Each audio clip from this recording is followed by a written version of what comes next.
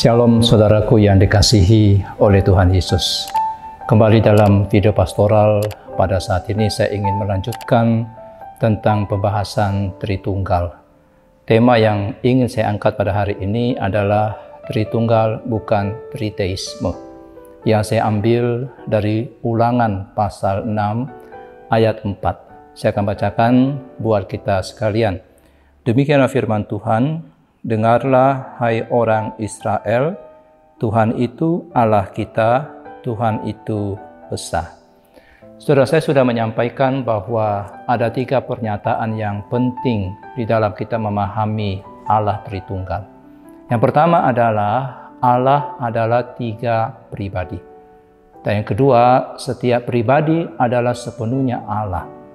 Dan pernyataan ketiga, hanya ada satu Allah. Nah, kita sudah melihat mengenai pernyataan yang pertama, bahwa Allah adalah 3 pribadi, dan sekarang kita akan melihat pernyataan yang selanjutnya, yang kedua dan ketiga. Pernyataan yang kedua adalah setiap pribadi adalah sepenuhnya Allah. Jadi Allah Bapa adalah Allah yang sepenuhnya. Hal ini jelas dinyatakan di dalam kitab Kejadian, di mana Allah menciptakan langit dan bumi, dan Bapa dilihat sebagai Tuhan yang berdaulat atas seluruh alam semesta. Di mana Tuhan Yesus sendiri berdoa di dalam Matius pasal 11 ayat 25. Tuhan berkata, "Aku bersyukur kepadamu, ya Bapa, Tuhan langit dan bumi." Bukan hanya Allah Bapa yang sepenuhnya Allah, tapi Allah Anak juga, yakni Yesus Kristus adalah sepenuhnya Allah. Dan hal ini jelas dinyatakan di dalam Yohanes pasal yang pertama ayat 1 sampai dengan ayatnya yang keempat, di mana itu berbicara tentang ketuhanan Kristus. Dikatakan pada mulanya adalah firman, firman itu bersama-sama dengan Allah, dan firman itu adalah Allah. Ia pada mulanya bersama-sama dengan Allah, segala sesuatu dijadikan oleh Dia, dan tanpa Dia tidak satu pun yang telah jadi dari segala yang telah dijadikan. Dalam Dia ada hidup, dan hidup itu adalah terang manusia. Siapakah firman itu? Firman itu dikatakan telah menjadi manusia dan diam di antara kita. Dan kita telah melihat kemuliaannya, yaitu kemuliaan yang diberikan kepadanya sebagai anak tunggal Bapa. Jadi Kristus adalah Allah yang sepenuhnya. Lalu bagaimana dengan Roh Kudus? Roh Kudus juga Allah yang sepenuhnya. Roh Kudus seringkali disebut sebagai Tritunggal yang terlupakan atau the forgotten God, Allah yang terlupakan. Yang digambarkan hanya seperti seekor burung merpati yang melambangkan kesucian.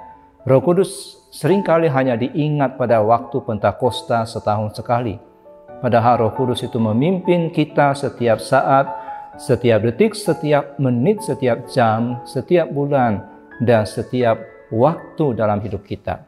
Roh Kudus sepenuhnya Allah, sama seperti Bapa dan Anak. Karena baptisan dilakukan di dalam nama Allah Bapa, Allah Anak, dan Allah Roh Kudus. Dan Paulus menuliskan doa berkatnya dengan mengatakan kasih karunia dari Yesus Kristus dan kasih Allah dan persekutuan Roh Kudus menyertai kamu senantiasa. Jadi Roh Kudus memiliki esensi yang sama. Jadi saudaraku, setiap pribadi itu sepenuhnya Allah. Nah, kalau kita menyangkali pernyataan yang kedua ini, bahwa setiap pribadi adalah sepenuhnya Allah, maka kita akan menganggap bahwa Allah Tritunggal itu hanyalah Allah-Allah atau ilah-ilah yang diciptakan oleh satu Allah. Misal kita menyangkali Yesus dan Roh Kudus sebagai Allah, maka orang akan menganggap Yesus dan Roh Kudus itu hanya sebagai ciptaan dari Bapa saja. Dan akibat dari kesalahan konsep Tritunggal ini adalah kesesatan. Saudaraku, konsep Tritunggal itu cukup untuk mengetahui kesehatan rohani seseorang dan bahkan keselamatan seseorang.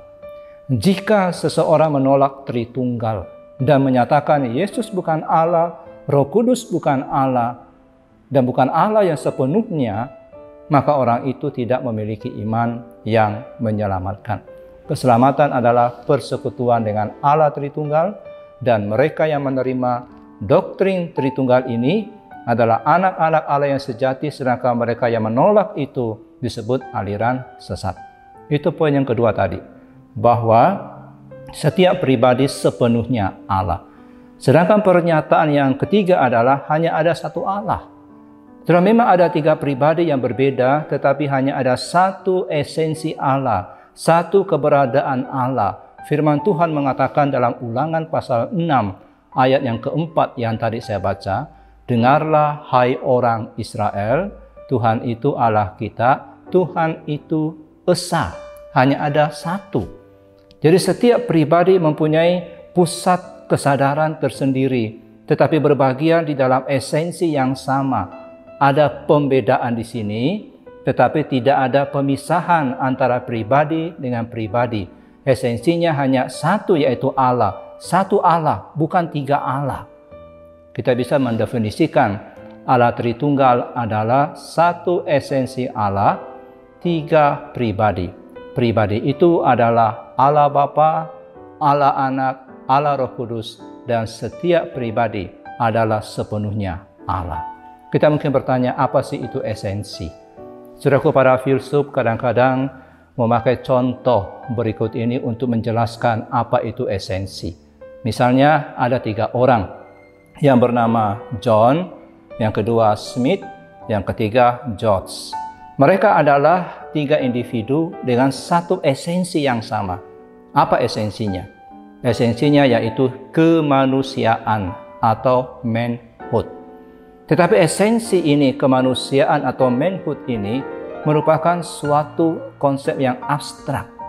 Kita bisa mencubit John, tapi kita nggak bisa mencubit manhood atau esensi kemanusiaan.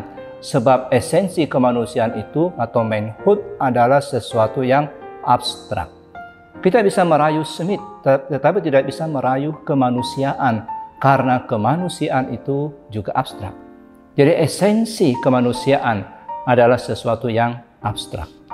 Nah, contoh yang lain adalah misalnya ada tiga anjing, yaitu si hitam, si putih, dan si coklat. Ketika anjing ini tiga individu dengan satu esensi yang sama, yaitu esensi keanjingan atau doghood. Tetapi doghood ini merupakan sesuatu yang abstrak.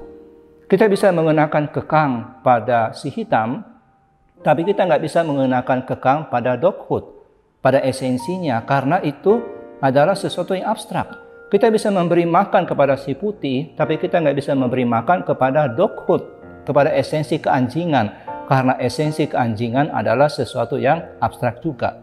Sudah hal ini sangat berbeda sekali dengan Tritunggal. Jadi ada tiga pribadi, Bapa, Anak, Roh Kudus, dan satu esensi. Kalau kita mengatakan dari istilah filsafat tadi, esensi ini Godhood, keilahian. Tapi keilahian ini tidak abstrak. Esensi Allah ini nyata. Sangat berbeda sekali dengan esensi kemanusiaan, esensi keanjingan, yang semuanya abstrak. Esensi Allah ini nyata. Makanya filsuf pun tidak bisa menjelaskan secara tuntas tentang Tritunggal ini. Jadi kita mempercayai doktrin Tritunggal bukan karena kita sudah memahami seluruhnya, tetapi karena Alkitab mengajarkannya dan karena Roh Allah sendiri bersaksi dalam hati kita bahwa memang demikianlah adanya.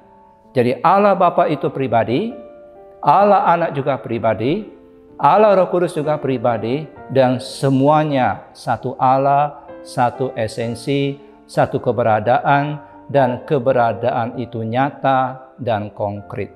Hanya ada satu Allah.